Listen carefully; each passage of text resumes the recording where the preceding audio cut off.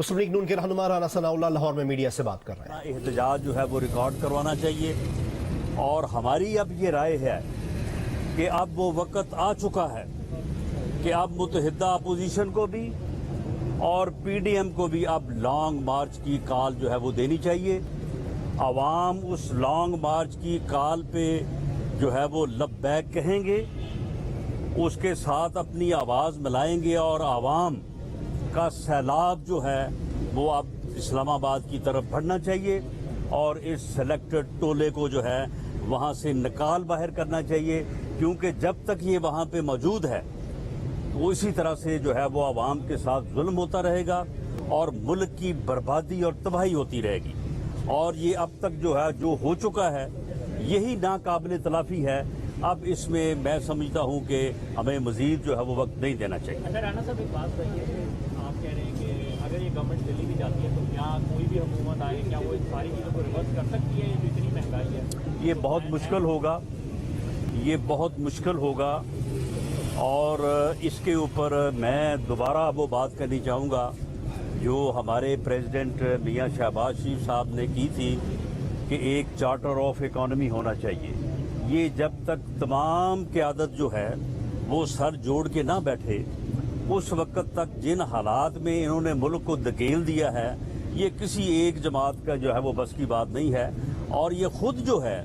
وہ تو خیر کسی کے ساتھ بیٹھنے کو تیار ہی نہیں ہے، وہ تو اپوزیشن کے ساتھ ہاتھ ملانے کو تیار نہیں ہے، بیٹھنے کو تیار نہیں ہے۔ تو اس لیے اب سب سے پہلا جو قدم ہے وہ اس جو ہے وہ کٹ پتلی کا جو ہے وہ اسلام آباد سے نکالنا ہے۔ اس کے بعد میں سمجھتا ہوں کہ پوری قومی قیادت جو ہے وہ بیٹھے اور بیٹھ کے جو ہے وہ چارٹر آف اکانومی جو ہے وہ کرے، اور اس کے مطابق جو ہے وہ سب آگے بڑھیں، پھر جا کے جو ہے وہ ملک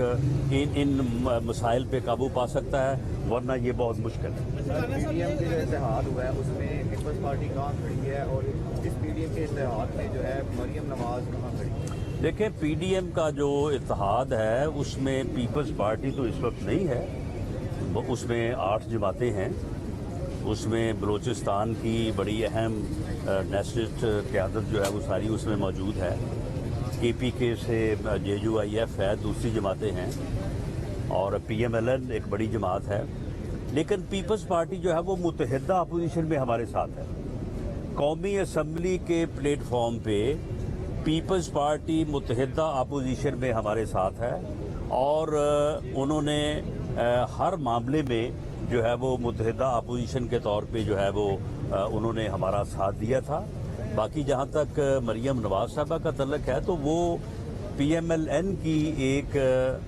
لیڈر ہونے کے ناطے وہ پی ڈی ایم کا حصہ ہیں، اور آج انشاءاللہ تعالی فیصل آباد کے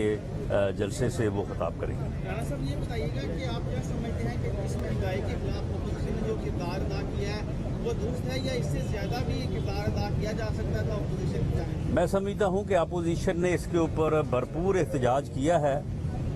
اور کر رہی ہے۔ آج کا جو فیصل آباد کا جلسہ ہے وہ بھی اسی کا جو ہے وہ سلسلہ ہے،